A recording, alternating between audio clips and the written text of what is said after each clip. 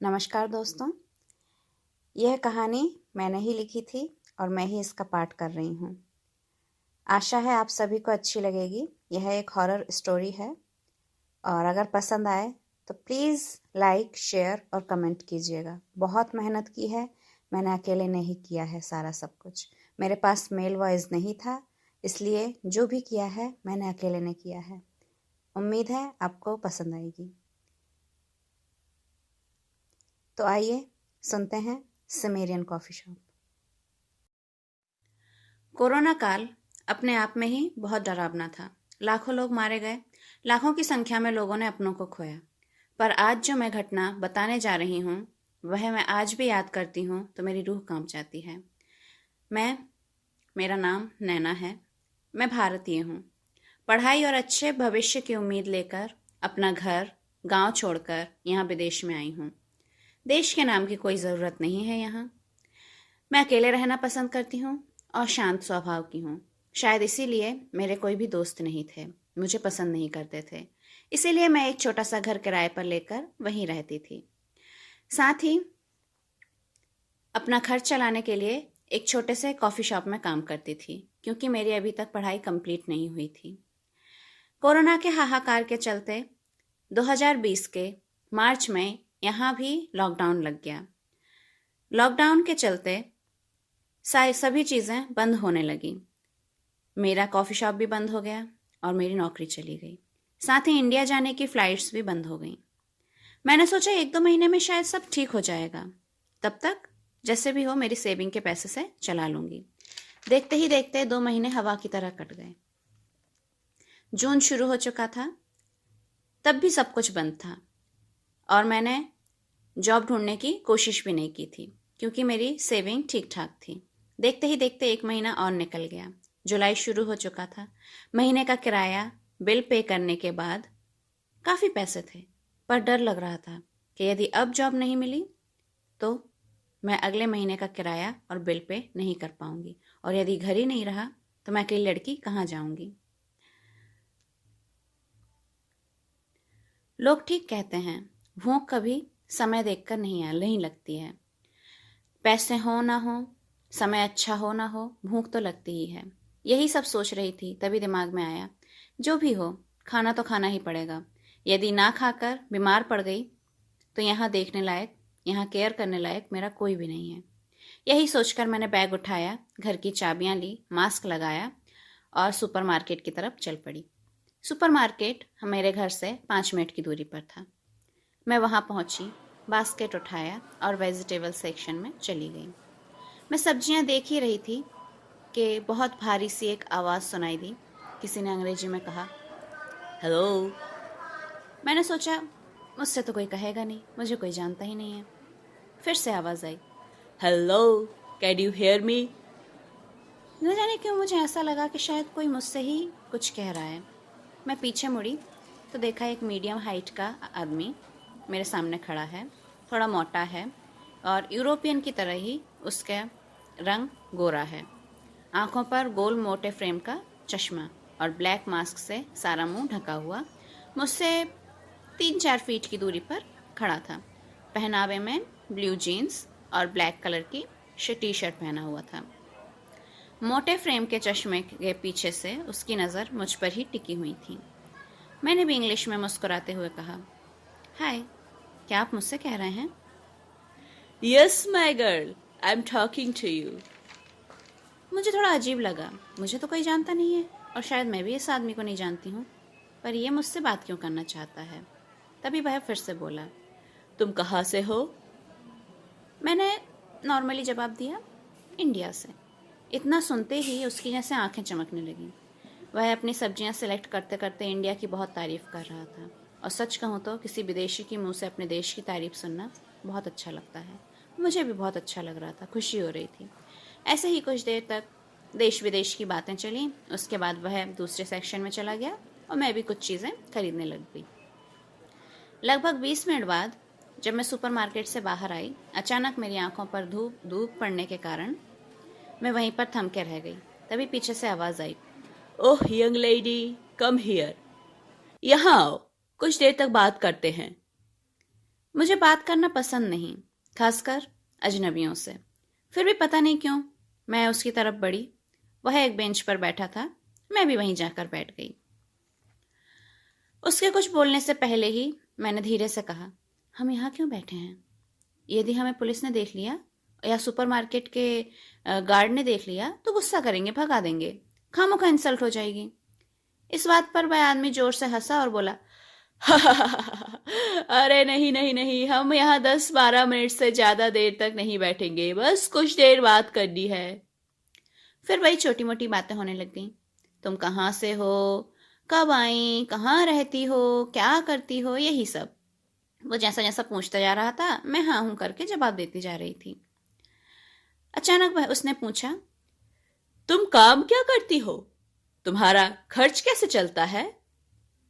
मैंने इस बात पर लंबी सी सांस छोड़ते हुए कहा, काम करती थी एक छोटे से कॉफी शॉप में, उसी से खर्चा चलता था।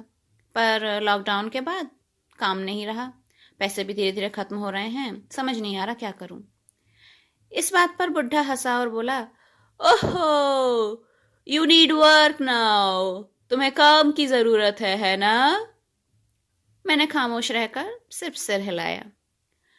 तुरंत ही उसने जेब से एक स्लिप निकाली और मुझे दी और बोला, इसमें एक नंबर है, इस पर कॉल करना, जॉब मिल जाएगी पक्का।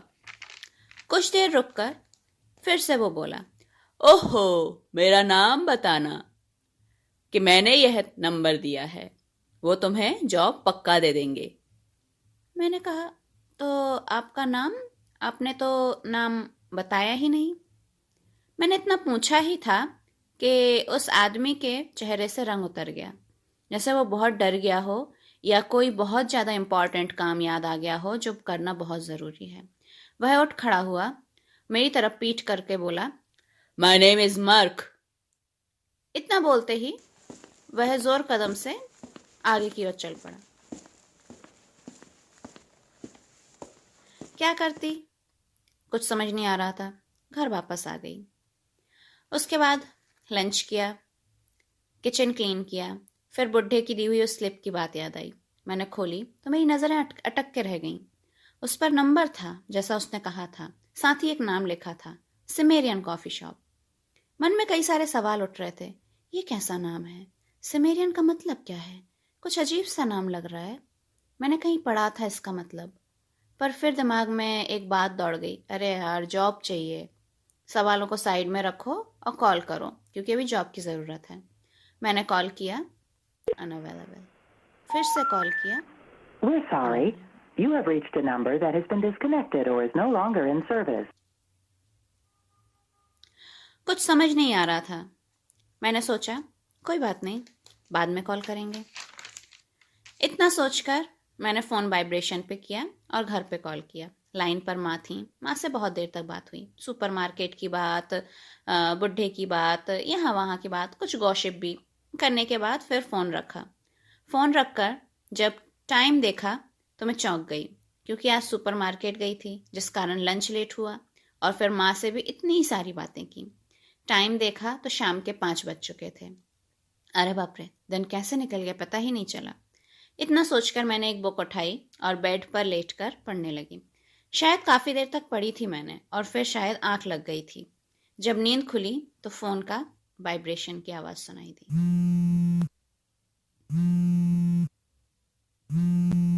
मैं चौंक कर उठकर बैठ गई। स्क्रीन पर एक अननोन नंबर फ्लैश हो रहा था। मैंने नींद भरी आवाज़ में बोली, हेलो। अगली तरफ एक महिला की मीठी सी आवाज़, हेलो। लोकल नंबर था, इसलिए मैंने इंग्लिश में बात करना ही प्रेफर किया। Yes, who are you? सामने से शांत स्वर में आवाज़ आई, मैं सिमेरियन कॉफ़ी शॉप से बात कर रही हूँ, आपने कॉल किया था? हाँ हाँ, कॉल किया था। एक्चुअली मेरी बात खत्म हो पाती इससे पहले महिला फिर से बोल पड़ी, yes, tell me, how can I help you? Actually मुझे ये नंबर मिला है, एक आदमी ने दिया है। आदमी? क्या उसका नाम बता सकती हो या कोई पहचान? हाँ, शायद उसने मर्क नाम बताया था और एक मोटे फ्रेम के चश्मा लगाए हुए था। हाँ हाँ, समझ गई समझ गई। तो आपको जॉब चाहिए? हाँ हाँ, मैंने जॉब के लिए ही कॉल किया है। उस आदमी ने कहा था कि मुझे यहाँ पर कॉल करने पर पक्का जॉब मिल जाएगी। जॉब तो है, पर कुछ शर्तें हैं। यदि मान पाओ तो आगे बात कर सकते हैं। हाँ हाँ, बोलिए ना। या आप आपका एड्रेस दीजिए, मैं कल सुबह आपसे मिलकर बात करती हूँ।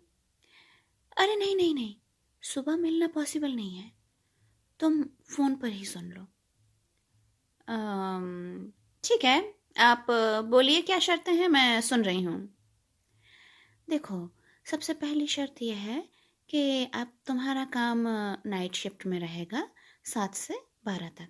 कभी कभी 1 भी बज सकता है। और हाँ, आने जाने के लिए हम गाड़ी प्रोवाइड करेंगे, ड्राइवर भी प्रोवाइड करेंगे तुम्हारी सेफ्टी के लिए। और हाँ, एक और बहुत इम्पॉर्टेंट बात है, फ़ोन अलाउड नहीं है। बैग में भी फ़ोन नहीं रख सकती हो। और बाकी हमारे बॉस की कुछ बातें तुमको मान के चलनी पड़ेंगी, फिर सब ठीक है।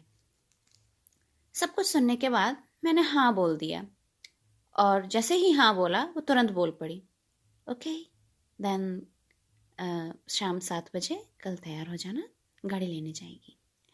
मैं कुछ कह पाती उससे पहले ही फ़ोन कट गया। फ़ोन पर हुई सारी बातें मुझे पजल्ट कर रही थी। हाल ही में नींद से उठी थी, दिमाग चकरा रहा था। 7:30 बज चुके थे। मैं उठी, चाय बनाई और बालकनी में जाके बैठ गई और सोचने लगी। 3 साल से यहाँ पर मैं काम कर रही हूँ, अलग अलग जगहों पर, जिनमें से 2-3 तो कॉफ़ी शॉप्स ही थे। पर कोई कॉफ़ी शॉप 1 बजे तक खुलता है, ये तो नहीं पता था। हाँ, कुछ कुछ 24 घंटे वाले होते हैं, पर 1 बजे बंद नहीं होता कोई भी। या तो 10 साढ़े 10 तक बंद हो जाता है, या रात भर खुला रहता है। पता नहीं क्या चल रहा है।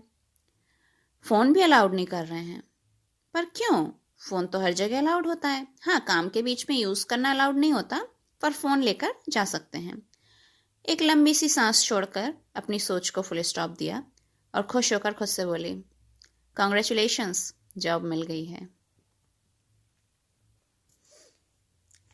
अगले दिन शाम 6:30 बजे मैं तैयार हो गई। Black trouser, white T shirt, एक हेयर बन, एकदम प्रोफेशनल लुक में रेडी। बैग लेना नहीं था क्योंकि फ़ोन अलाउड नहीं था।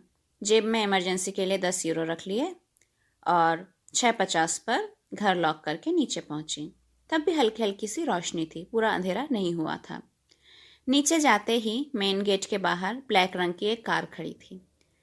जैसे ही मैं मेन डोर से बाहर निकली, कार का फ्रंट डोर खुल गया।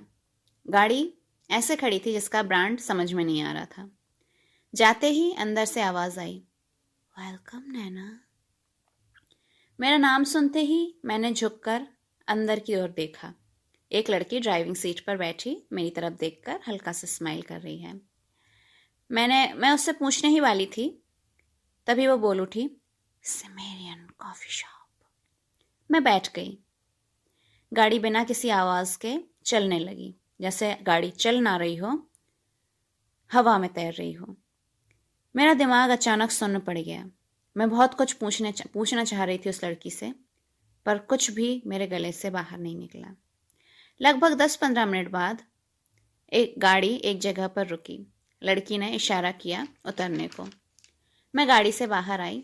वहाँ सिवाय अंधेरे के मुझे और कुछ नहीं दिखा।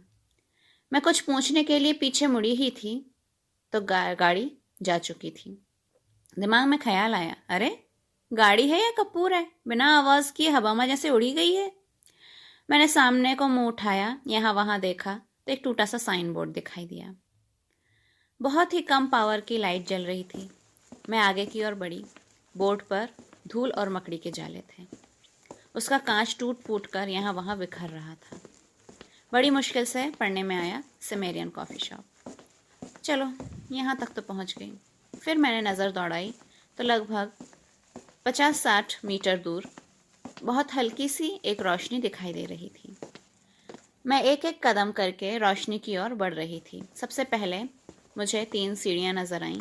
सिर उठाकर देखा तो लगा जैसे सदियों पुराना एक टूटा फूटा सा घर, जिसका मांस सड़ गल कर बस हड्डियां ही उसके अस्तित्व को मिटने से रोक रही हैं। जगह जगह से प्लास्टर निकला हुआ था। ईंटें ऐसी झांक रही थीं जैसे कंकाल के सर से दांत। कुछ पल को डर ने मेरे दिल को काबू कर लिया था। अगर छत गिरी तो बचने का कोई मौका नहीं है। नारियल की तरह मेरा सर भी फूट जाएगा और इसी के साथ मेरा अस्तित्व भी मिट जाएगा। मैं यही सब सोच रही थी, तभी एक भारी सी आवाज आई। Welcome my lady. अचानक इतनी भारी आवाज सुनकर मैं बहुत डर गई थी और साथ ही सोच में खोए रहने के कारण इतना चौंक गई थी कि मेरे गले से एक दबी सी चीख निकल गई। देखा तो एक लंबा मोटा आदमी, पुराने जमाने के कपड़े, सफेद रंग की शर्ट, ढीला सा काला पैंट जिसके स्ट्रैप शर्ट के कंधे पर थे, पहन के कान तक छूने वाली स्माइल लेके मेरे सामने खड़ा था। वो फिर से बोला, हेलो यंग लेडी, कैसी हो? मैंने डर और घबराहट को दबाकर हल्की सी मुस्कान लाकर जवाब दिया, हेलो, मैं ठीक हूँ। तुम्हारा नाम नैना है ना? और 25 साल की हो? मैंने हाँ में सर हिलाया। उस पर वो बोला, good good, perfect, you are perfect for this job. कुछ देर रुककर वो फिर से बोला, मैं इस कॉफी शॉप का मालिक हूँ। मेरा नाम मिर्क है। मैं तुम्हारे काम के आवरली पैसे दूंगा। Hourly 7 euro. चलेगा या और बढ़ाऊं? ये सुन के मेरा दिमाग सुन्न पड़ गया। मैंने इससे पहले काफी सारी जगहों पर काम की थी। वहां मैं पैदल या बस से जाती थी और वो भी मेरे खर्चे पे। फिर भी वहां मुझे 4 यूरो से ज्यादा कभी नहीं दिया। मैं कुछ कहती उससे पहले मिर्क ने अपने जेब में हाथ डाला और 2 100 यूरो के नोट निकाले और मेरी तरफ बढ़ाते हुए बोला, पकड़ो, यह तुम्हारा एडवांस है। चिंता मत करो, तुम्हारी सैलरी से नहीं काटे जाएंगे। इससे कल अच्छा खाने का सामान लेना और कुछ फल लेना, ठीक है? मैंने व्यर्थ में कुछ ना बोलकर चुपचाप हाथ बढ़ाकर पैसे ले लिया। वो फिर से बोला, अरे अरे, अंदर चलो, आ जाओ, तुम्हें मैं काम समझाता हूँ। मैंने मुस्कुराकर सहमति दी और मिल्क को अनुसरण किया। अंदर का हाल देखकर जैसे मेरी आंखें फटी की फटी रह गईं। ये क्या है? मैं कहाँ आई हूँ? वहां कुछ भी नहीं था। बस एक लाल कलर का छोटा सा बल्ब जल रहा था जिसका पावर शायद मेरे घर के नाइट बल्ब से भी कम थी। साथ ही कॉफी बनाने की कोई मशीन नहीं, बस एक छोटा सा टेबल और उस पर एक नल टाइप का कुछ लगा हुआ था। मुझे कुछ बोलने का मौका ना देकर वह फिर से बोला, जब भी कोई गेस्ट आएगा, चुपचाप पीछे से ग्लास उठाना, इस नल से भर के उसे दे देना, कोई बात नहीं करना। उसके किए इशारे के अनुसार मैंने पीछे की ओर देखा तो कई सारे सफेद रंग के पात्र रखे थे। गिलास इसलिए नहीं कह सकती क्योंकि वो अलग अलग आकार और आकृति के थे। इतना कहकर ही वह कहीं चला गया। मैंने यहाँ वहाँ नजर दौड़ाई। मैं शॉप के बाहरी भाग में थी। उसके बाद भारी कपड़े के काले काले पर्दे लगे हुए थे जिससे अंदर का सब ढका हुआ था। उसके पार क्या है पता नहीं, पर अचानक मुझे बड़ा कौतूहल हुआ। मैं धीरे धीरे पर्दे की तरफ बढ़ी। मैं पर्दा की तरफ हाथ बढ़ा ही रही थी कि अचानक से एक प्यारी सी आवाज आई, हाय, विल यू सर्व मी? यह आवाज सुनते ही मेरी हालत ऐसी थी जैसे मैं चोरी करते हुए पकड़ा गई हूँ। धीरे से सर हिलाया और सर उठाकर देखा तो एक नौजवान, बड़ा हैंडसम सा, ऊंचा लंबा, 27-28 से ज़्यादा उसकी उम्र नहीं होगी, सूट बूट पहनकर मेरी तरफ देखकर हल्का सा मुस्कुरा रहा है। जैसे ही मेरी नज़र उसकी नज़र पर पड़ी तो पता नहीं क्यों बहुत अच्छा सा महसूस हुआ। मैंने धीरे से कहा, सॉरी, कहकर मुझे जैसा बताया गया था वैसे ही पात्र उठाया, नल खोला और उसको भरकर जब देने के लिए हाथ बढ़ाया तो उस लड़के ने एक लंबी सी सांस खींची और बोला, You are smelling so good. कहकर स्माइल करते करते मेरे हाथ से ग्लास लेकर पर्दे के पीछे चला गया। यहाँ बताना ज़रूरी है कि मैं कभी परफ्यूम नहीं लगाती। मुझे ज़्यादा हार्ड स्मेल पसंद नहीं है। कभी कभी हल्का सा डियो लगाती हूँ, पर उसकी खुशबू इतने दूर तक आना पॉसिबल ही नहीं है। इसके बाद एक एक करके कई सारे गेस्ट आए, पर कोई कुछ नहीं बोला। सब अपना कॉफ़ी लेते और पर्दे के पार चले जाते। मैंने किसी किसी से हाय, हेलो, गुड इवनिंग कहा, पर वो लोग निर्विकार रहे। ऐसा महसूस हो रहा था जैसे मेरी आवाज़ उनके कानों तक पहुंची ही नहीं। किसी ने मेरी तरफ देखा भी नहीं। लगभग 18-19 लोग आए हुए थे।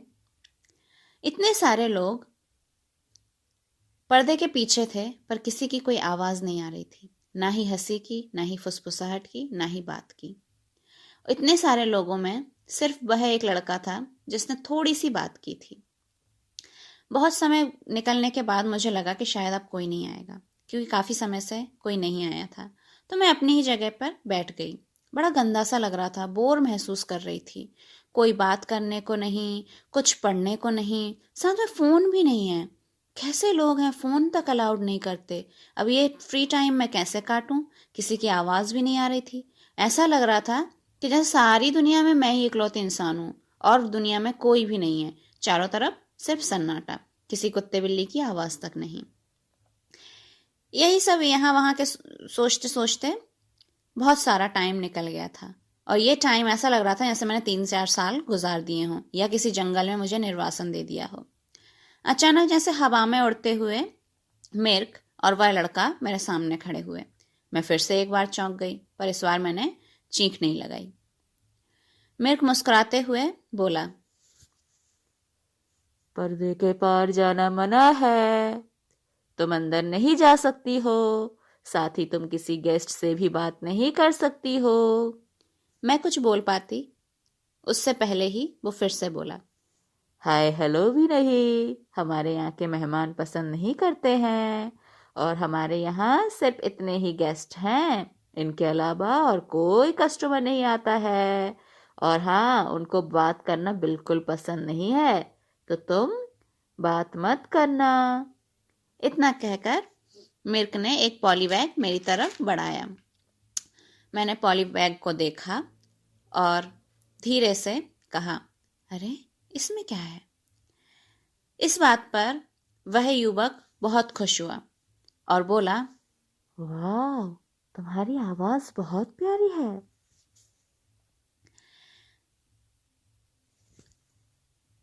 हाँ, तुम्हें इसका गला पसंद आया, इसकी आवाज पसंद आई। इस बात पर जैसे वो लड़का थोड़ा शर्माया। मैंने फिर से पूछा, बताइए तो इस बैग में क्या है? मिर्क बोला, उसमें कुछ खास नहीं है, कुछ फल है जो तुम्हें रोज खाना है। No cheating. तभी अचानक वह लड़का बोल पड़ा, तुम्हारे शरीर में खून की कमी है, तुम्हारे पास 3 महीने हैं, एकदम हेल्दी हो जाओ। 3 महीने? कैसे 3 महीने? और 3 महीने में हेल्दी होकर मैं क्या करूंगी? I am fit. अरे नहीं नहीं, कुछ नहीं, 3 महीने बाद हम प्लान कर रहे थे कि तुम्हें डबल शिफ्ट दी जाएगी, तो यदि तुम हेल्दी नहीं रहोगी तो तुम थक जाओगी, कैसे काम कर पाओगी। इसलिए तुम्हें फल खाना है रोज। नो चीटिंग, ठीक है? चलो, तुम्हारा घर जाने का टाइम हो गया है, गाड़ी भी आ चुकी है, तुम घर जाओ। अरे ऐसे कैसे? अंदर सब बिखरा पड़ा होगा, सारे गेस्ट भी अभी तक नहीं गए हैं, मैं कैसे चली जाऊं? अरे मैं तुम्हारा बॉस हूँ, मैं कह रहा हूँ तुम जाओ। और हाँ, फल खाना मत भूलना, सारे खत्म करना। मैंने फल भरा बैग उठाया और कदम गाड़ी की ओर बढ़ाई। गाड़ी में बैठी, फिर वही दिमाग सुन। पता नहीं कब घर आ गई लड़की को मैंने गुड नाइट बोला। उसने पलकें झपकाई और मैं गाड़ी से बाहर आके खड़ी हो गई और पीछे गाड़ी गायब। अचानक बहुत अच्छा सा महसूस होने लग गया, बहुत हल्का सा, बहुत अलग सा, बहुत अपनापन सा। ऐसा लग रहा था कि जैसे यहाँ की हवा में जान है, मेरी हर एक कोशिकाओं में जान प्रवाहित कर रही है। कुछ तो है कॉफी शॉप में अलग, पर क्या है? लाख कोशिश के बाद भी याद नहीं आया। मैं ऊपर अपने रूम में आई, फ्रेश हुई, डिनर किया और सो गई। सुबह नींद खुली। पिछली रात का फल से भरा बैग टेबल पर रखा हुआ था। खोलकर देखा तो 2 केले, 1 सेव फल, 1 अनार और 1 संतरा था। सोचकर हंसी आ गई। मेरे को बोला था सब एक दिन में खाना, इतने सारे फल, वो भी एक दिन में, बाप रे। फिर भी सुबह का ब्रेकफास्ट मैंने 1 ग्लास दूध और 2 केलों से निपटाया। उसके बाद नहाकर तैयार हुई। मिल्क के दिए 200 यूरो लेकर मॉल की तरफ चल पड़ी। उससे शॉपिंग की, खाने की काफ़ी सारी चीज़ें खरीदी, जूस, चिप्स, बिस्किट और भी बहुत सारी चीज़ें। रेस्टोरेंट जाकर दोपहर में भरपेट पूजन की, बहुत सारा खाना खाया। जब घर वापस आई तब 3 बज रहे थे। बाहर के खाने से पेट इतना भरा हुआ था कि घर आते ही लगा कि मुझे मेरा बेड बुला रहा है। सीधा जाकर सो गई और बाकी के फल खाने की बात बेमालूम भूल गई। जब नींद खुली तब 6:20 हो रहे थे। जल्दी से हाथ मुंह धोया, कॉफ़ी बनाई, कॉफ़ी पीकर तैयार होते होते 6:50। भागते भागते नीचे पहुंची। देखा तो गाड़ी पहले से ही खड़ी थी। न जाने क्यों गाड़ी को देखकर दिमाग में एक बात बिजली सी दौड़ गई। कुछ भी हो, आज ध्यान दूंगी यहाँ की हवा और वहां की हवा में क्या अंतर है। जैसे ही बात दिमाग में आई, मैंने अपने चलने की गति कम कर दी और लंबी लंबी सांसें लेने लग गई।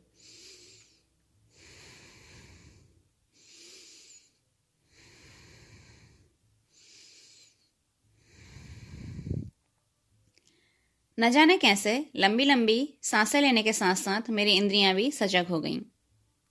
सबसे पहले मुझे दिखाई दी चारों तरफ की रोशनी। चारों तरफ के घर, दुकानें झिलमिला रहे थे रोशनी से। लोग दिख रहे थे, बिल्लियाँ, कुत्ते, हवा से गिरते पत्ते, पत्तों का हिलना, गाड़ियों का आना जाना और भी न जाने कितना कुछ।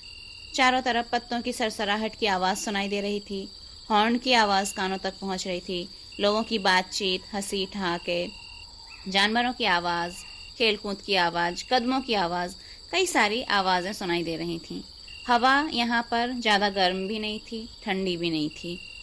इतना था कि बिना स्वेटर के भी हम चल सकते थे। कभी कभी फूलों की खुशबू भी महसूस हो रही थी, जैसे छूकर निकल रही हो, और कहीं कहीं पर किसी किसी घर से खाने की खुशबू भी। इन्हीं सब पर ध्यान देते देते मैं गाड़ी में आकर बैठ गई। मेरे मन में चल रहा था कि आज जो भी हो, दिमाग को सुन्न नहीं होने देना।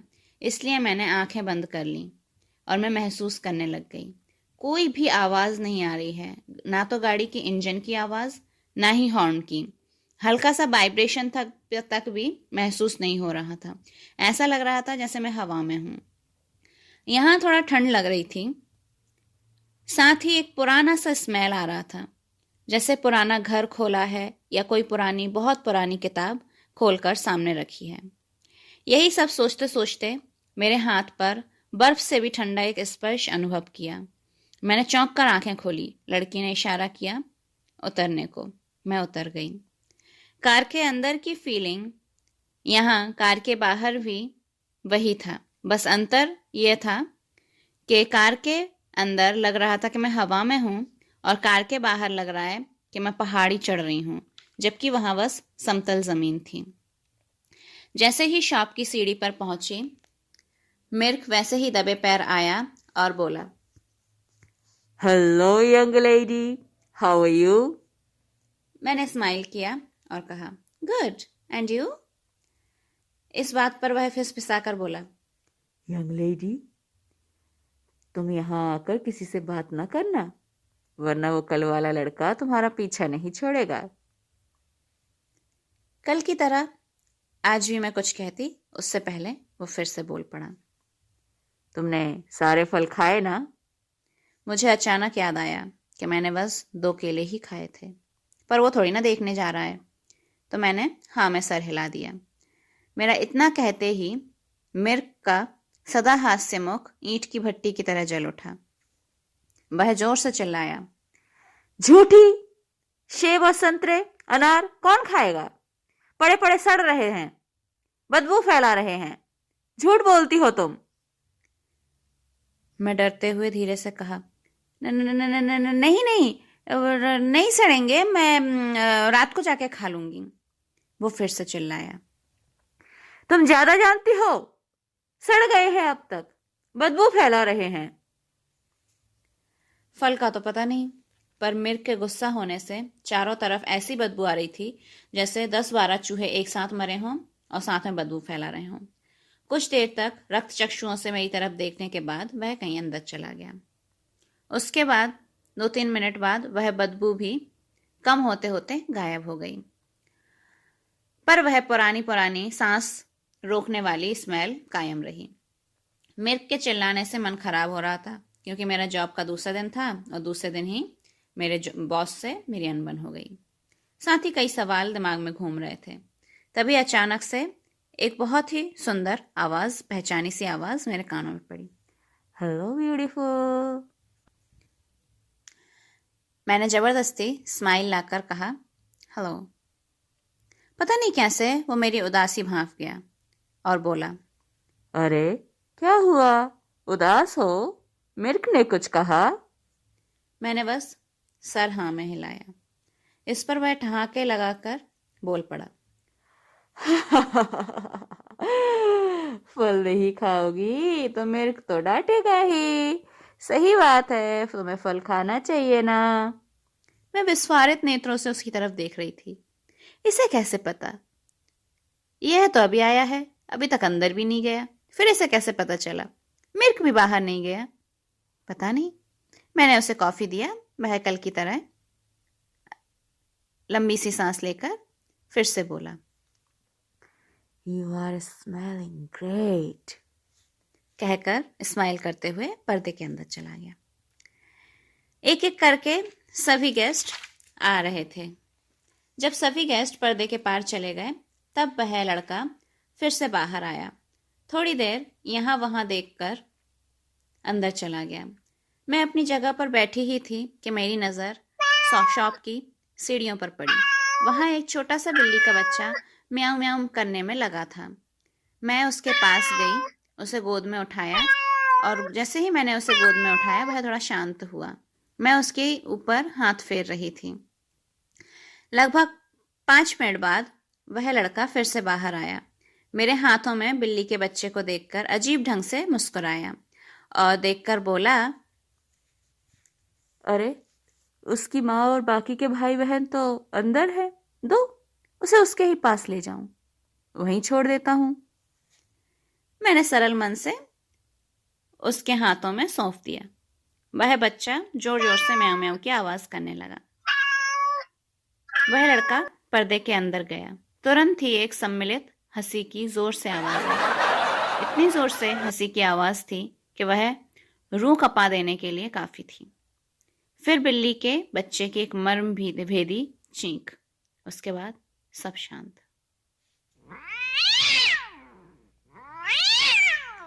मैं वह चीख सुनकर बहुत डर गई थी। पर्दे के पार जाना चाह रही थी, पर मुझे मना था। मैं बेचैन होकर यहाँ वहाँ चलने लग गई।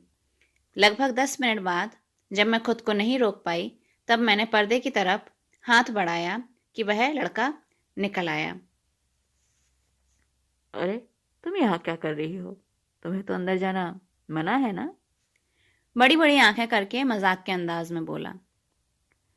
सही वक्त आने दो, मैं खुद ही तुम्हें ले जाऊंगा अंदर। अभी इतनी जल्दबाजी ना करो। वो तो ठीक है, पर उस बिल्ली के बच्चे को क्या हुआ? उसने ऐसे चीख क्यों लगाई?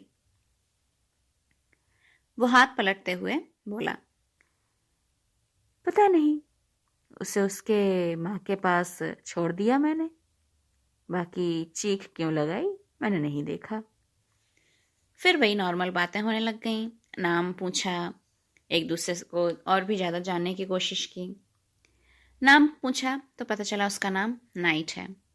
उसके अलावा और ज़्यादा कुछ उससे बात नहीं हो पाई। उसने उसके बारे में ज़्यादा डिटेल्स कुछ भी नहीं दी।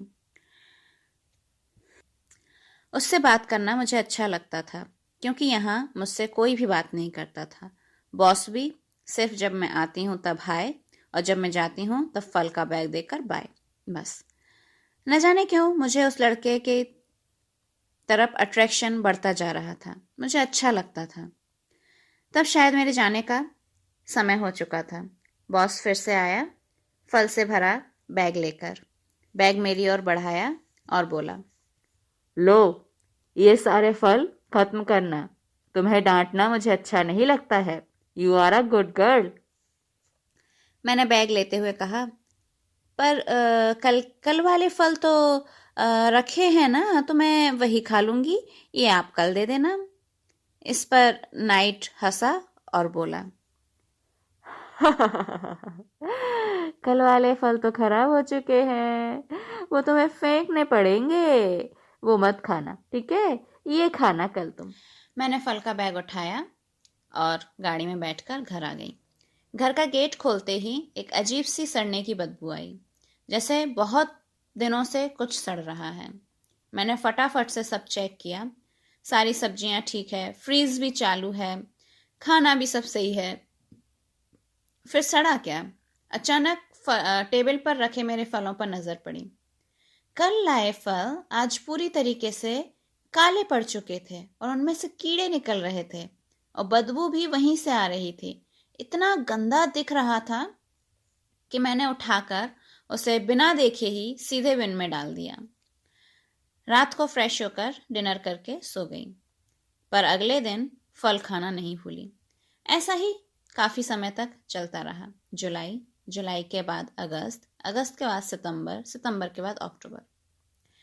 इतने समय में रोज फल खाने के कारण मेरे सेहत में सुधार हो गया था। मेरे चेहरे पर अलग ही चमक आ गई थी और मुझे बड़ा अच्छा सा महसूस होता था। साथ ही नाइट से रोज बात होने के कारण अच्छी दोस्ती हो गई थी। मैं उसे पसंद करने लगी थी और शायद वो भी मुझे। उसके बर्ताव से मुझे ऐसा ही लगता था। सैलरी अच्छी होने के कारण घर का किराया, खाने पीने के खर्च के बाद भी मेरे बहुत सारे पैसे सेव हो गए थे। इसके बाद बॉस से कभी भी अनबन नहीं हुई, क्योंकि मैं उनके मन मुताबिक काम कर रही थी। वहाँ काम करते करते भी वो 3-4 साल वाला समय जो मुझे 3-4 घंटों में महसूस होता था, वह भी कम लगने लगा था। ऐसे ही चलते चलते अक्टूबर का एंडिंग आ गया। अक्टूबर के 30 तारीख को मुझे सैलरी मिल गई। मैं काफ़ी खुश थी। जब पैसे मिलते हैं तो कौन खुश नहीं होता। अगले दिन हैलोवीन था, पर मेरी छुट्टी नहीं थी। पर इससे कोई प्रॉब्लम भी नहीं थी, क्योंकि पार्टी करनी है तो दोस्त होना ज़रूरी है, और मेरा तो कोई दोस्त नहीं था। 30 अक्टूबर को जब मैं लौट रही थी तब एक अजीब सी घटना घटी। फल का बैग लिए हमेशा की तरह मेरा बॉस मेरे पास आया। फल देते हुए बोला, young lady, I have a surprise for you. मेरी आंखें तो बाहर निकल आने की जुगाड़ में। मैं कुछ बोलती उससे पहले ही नाइट बोल उठा, यस ब्यूटीफुल, कल हम यहाँ पार्टी करेंगे। उसके लिए एक छोटा सा गिफ्ट है, तुम्हारे लिए एक ड्रेस। प्लीज़ कल पहन कर आना, मुझे निराश मत करना, तुम बहुत अच्छी लगोगी। कहकर मुझे एक प्लास्टिक का बैग थमा दिया। मैं लेकर खुशी खुशी घर आ गई। घर आकर देखा तो वाइट ड्रेस बहुत ही सुंदर और बहुत महंगी भी लग रही थी, पर उसमें वही कपड़ों की पुरानी सी स्मेल कायम थी। अगले दिन उठकर मैंने सबसे पहले ड्रेस धोई। उसके बाद शाम को ड्रेस पहनकर अच्छे से परफ्यूम लगाकर मेकअप करके तैयार हो गई थी। और उस दिन मैंने एक शॉप पर जाकर एक बहुत सुंदर सा ब्रेसलेट लिया था नाइट के लिए। उसने मुझे ड्रेस पहन कर आने को बोला, तो मैं भी उसे आज ये ब्रेसलेट देना चाहती हूँ। हमेशा की तरह गाड़ी आई, मैं बैठी और चल दी। मेरे जाने से पहले ही सभी लोग वहां पर उपस्थित थे, सभी गेस्ट, नाइट, मिर्क, सभी।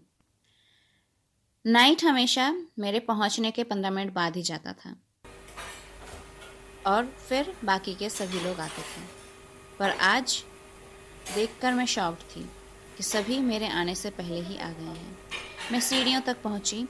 नाइट ने आगे बढ़कर मेरा हाथ थामा और बोला, वेलकम ब्यूटीफुल। मुझे देखकर सभी खुश हुए।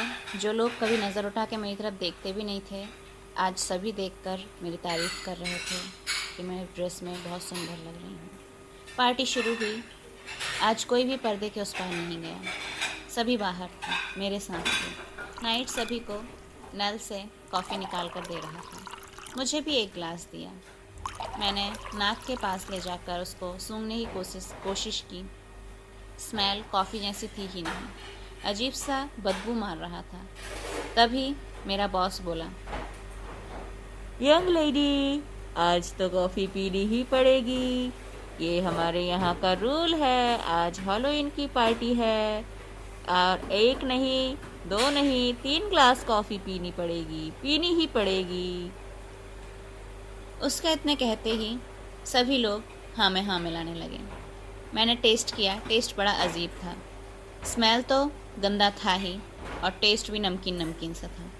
बड़ा ही गंदा सा महसूस हो रहा था। देखते ही देखते 3 ग्लास कॉफ़ी मुझे पिला दी थी। मन उल्टी करने को हो रहा था, पर जैसे तैसे मैंने खुद को संभाला। मैं खुद की इंसल्ट नहीं कराना चाह रही थी। सभी स्लो म्यूज़िक पर झूम रहे थे। नाइट मेरे पास आया, मेरा हाथ थामा और जैसे ही उसने मेरा हाथ थामा, मैंने फटाक से ब्रेसलेट निकाला और उसके हाथ में पहना दिया और स्माइल करते हुए मैंने बोली, this is for you, please keep it. वह मुस्कुराया और मेरे कान के पास आकर धीरे से बोला, हाय ब्यूटीफुल, आज वक्त आ गया है। पर्दे के उस पार क्या है देखना चाहती हो ना? आज तुम भी हम लोगों में से एक हो जाओगी। मुझे बड़ा कौतूहल हो रहा है। तुम भी हम लोगों में से एक हो जाओगी मतलब? और पर्दे के पीछे ऐसा है क्या जो मुझे इतने दिनों से आने को मना करके रखा था? कोई आवाज़ क्यों नहीं आती वहाँ से? क्या है उस तरह? देखते ही देखते नाइट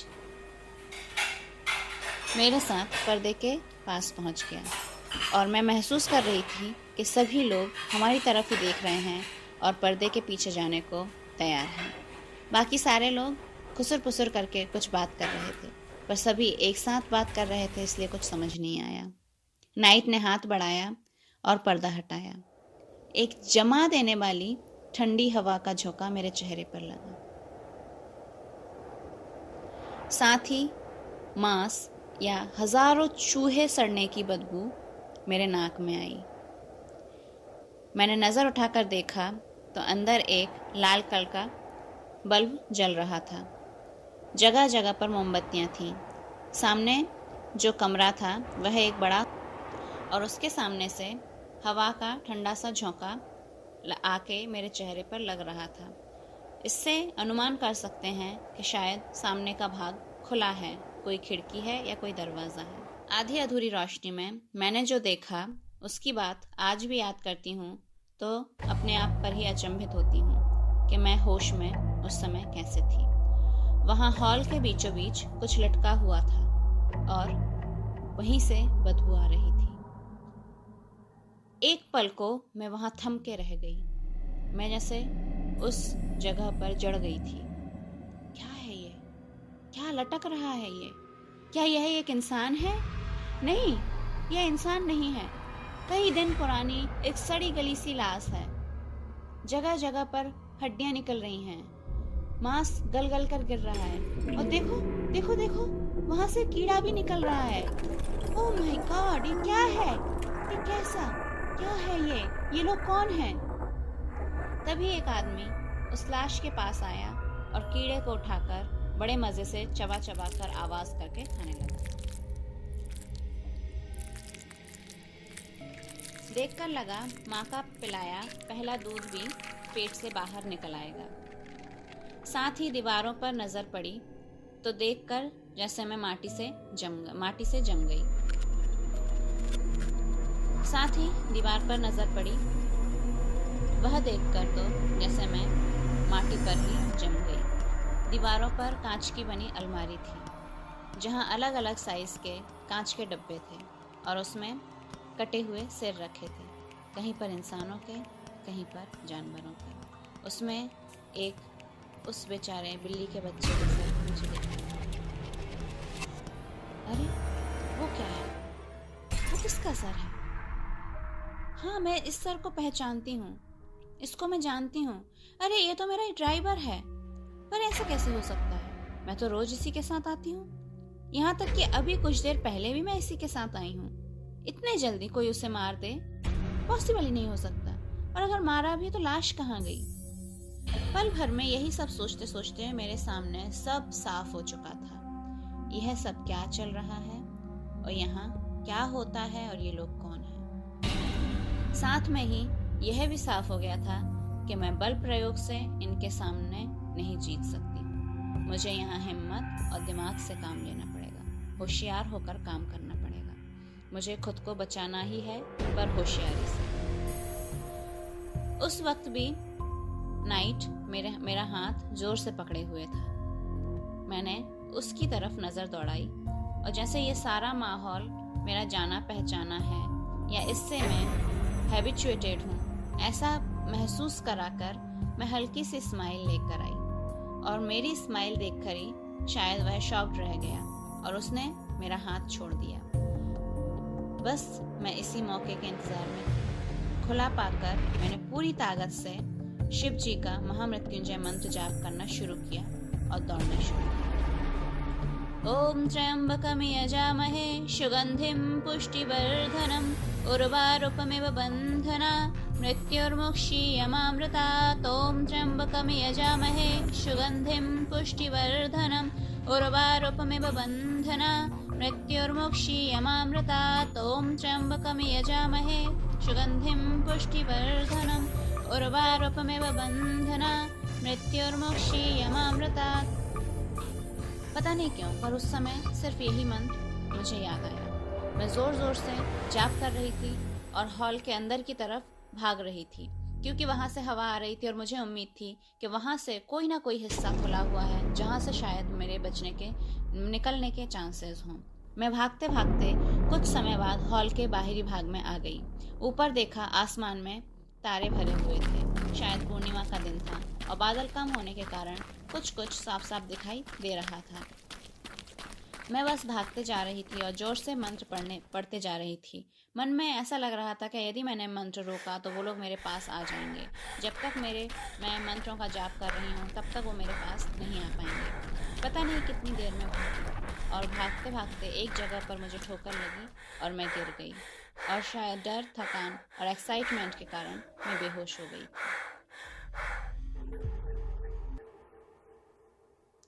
जब आँख खुली तो लगा कि मैं फिर से किसी पुराने चर्च में आ गई हूँ या किसी पुराने जगह पर आ गई हूँ।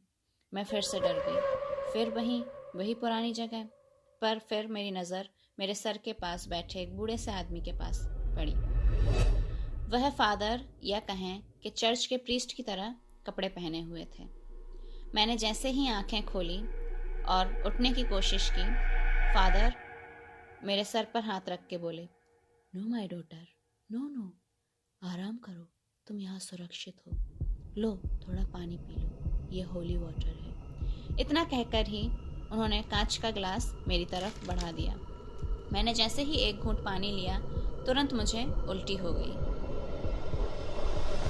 मोमबत्ती की रोशनी में देखा तो वह आम उल्टी नहीं थी, खून की उल्टी थी। फादर ने सर पर हाथ रखा और फिर से बोला, पानी पियो बेटा। जो भी बुरा या अशुभ तुम्हारे शरीर के अंदर है उसका निकलना ज़रूरी है, तभी तुम पूरी तरीके से सुरक्षित हो सकती हो। मैंने इतना सुनते ही जोर जबरदस्ती पानी पीने की कोशिश की। मुश्किल से शायद 2 घूंट ही मैंने पी थी, उसी में फिर से उल्टी हो गई, बहुत ज्यादा। फादर ने फिर से पानी का ग्लास आगे को बढ़ाया। मैंने अब पूरा ग्लास खत्म किया। दौड़ने और गिरने के कारण मेरे माथे, हाथ, पैर में चोट आई थी। फादर ने मेरा मुंह धुलाया और बोले, my daughter, God will save you.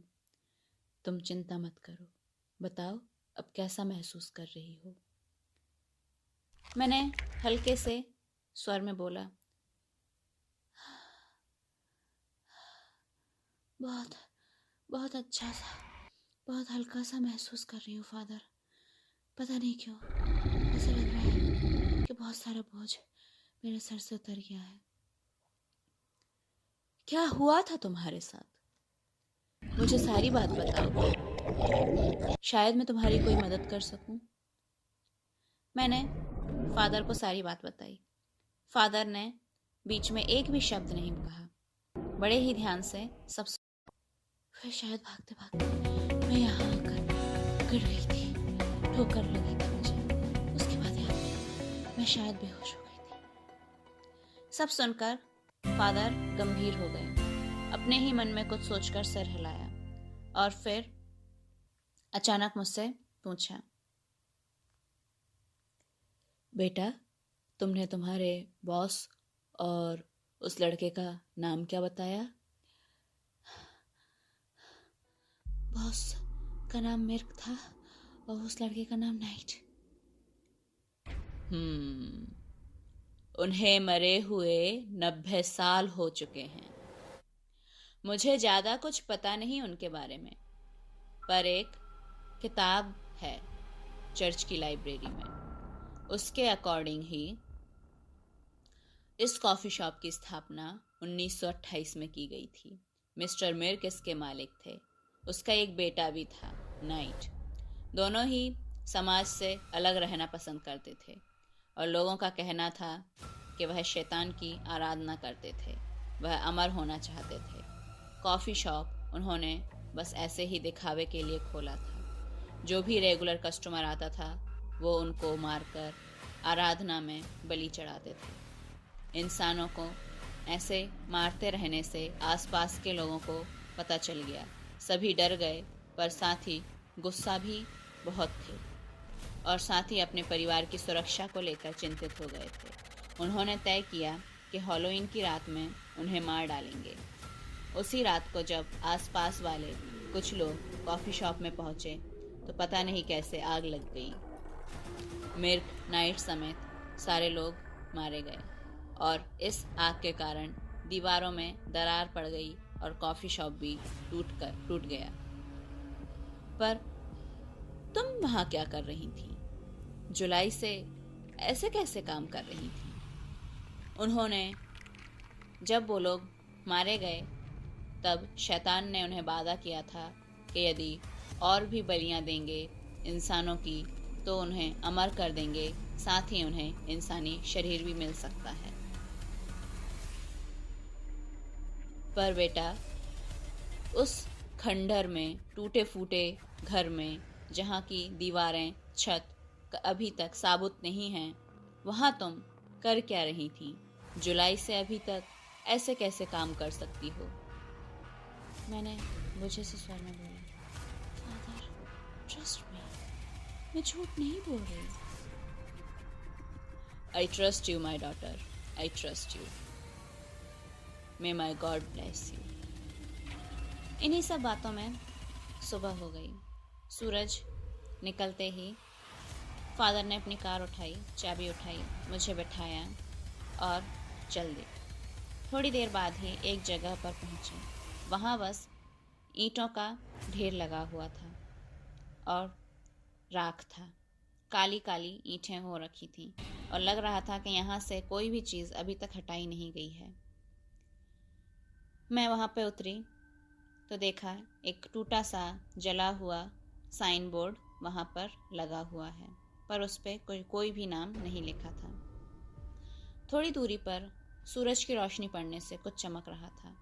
जैसे ही मैं पास पहुंची देखा कि वहाँ नाइट को दिया हुआ वह ब्रेसलेट पड़ा है। अनजाने में ही शायद मेरे आंखों में आंसू आ गया। फादर ने मुझे घर छोड़ा, मुझे ब्लेसिंग्स दी और वापस चले गए।